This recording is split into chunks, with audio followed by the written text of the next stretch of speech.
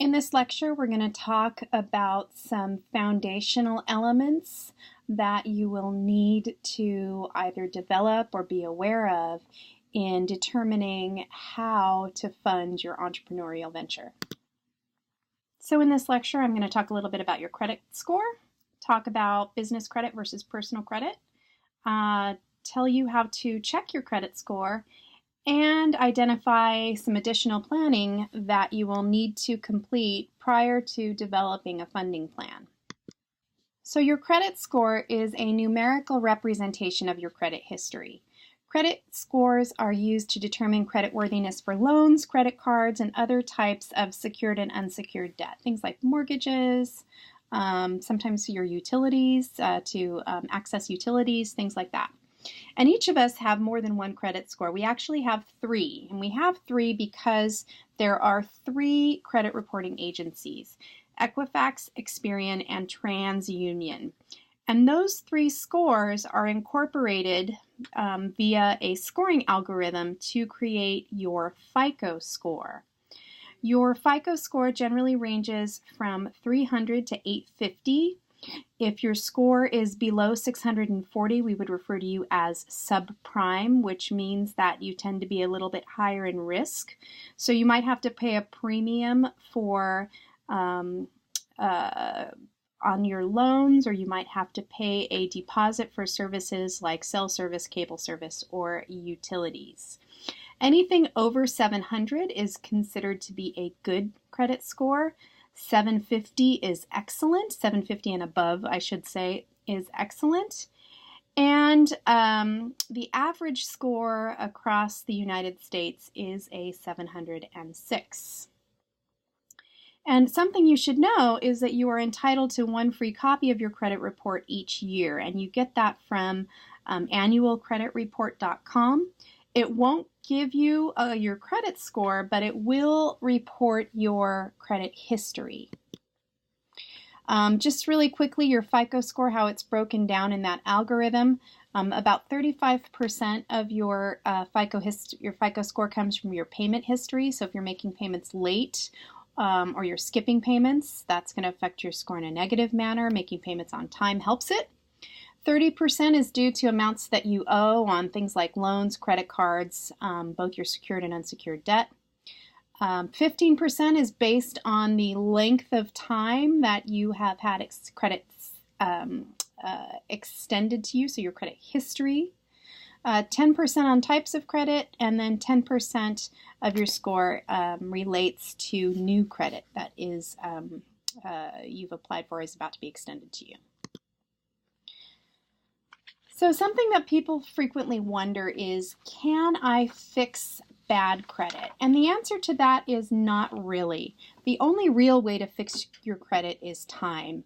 However, if you're not paying your bills on time, you should start paying your bills on time. You should make sure that you get a copy of that free credit report and check it for errors and correct those errors when necessary. And you might want to, if your credit is bad, consider credit counseling. That's actually, credit counseling is done through nonprofit organizations. There's a link in Canvas to credit counseling if you're interested in it. And going through credit counseling is definitely something that can help with your credit worthiness in the future. In addition to your personal credit score, if you're somebody who is in business, if you have a company, you also have business credit. And business credit is reported to three agencies: Dun & Bradstreet, Experian, and Equifax.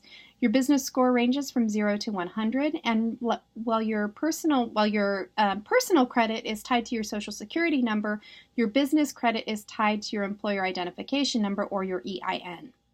Your score is affected by your time in business, so the longer you've been in business, the better that looks for your credit score. The credit mix that you use, so loans versus lines of credit versus business credit cards, and your credit utilization ratio, the extent to which you use and utilize your credit. In order to check your business credit score, there's no free report available. You actually have to contact each agency individually and pay a fee for your score.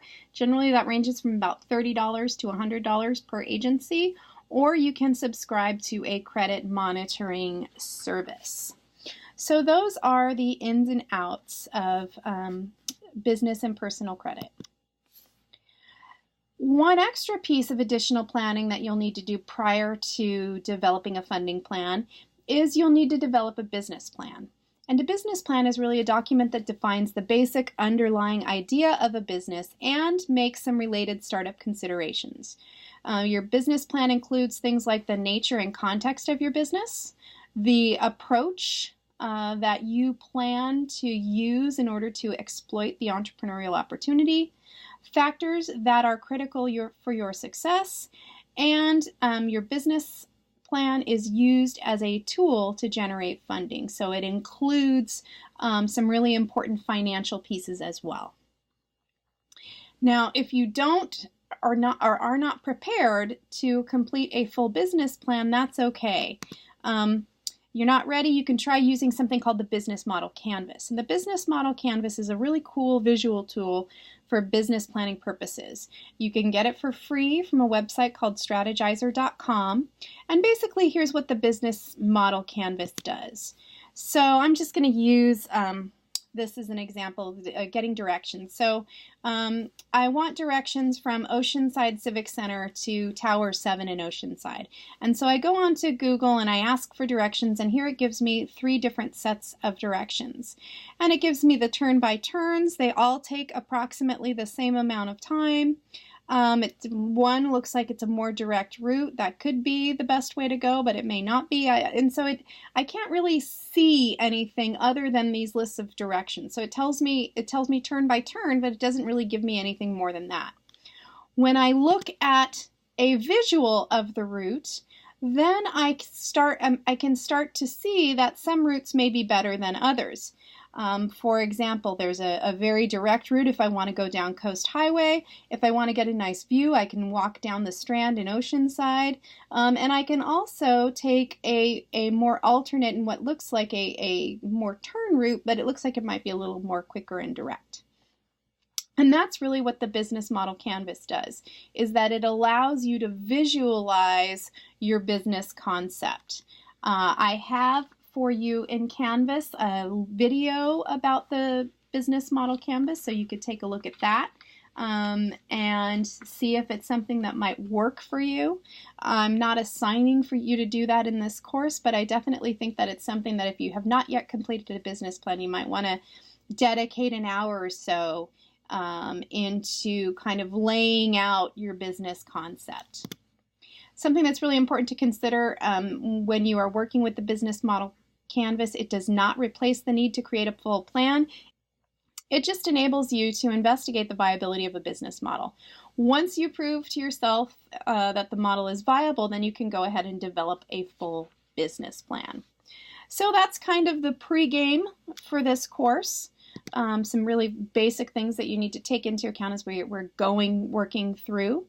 In terms of the next steps, I've created a couple of readings and videos for you related to credit and developing credit and the Business Model Canvas, so you can check those out in Canvas.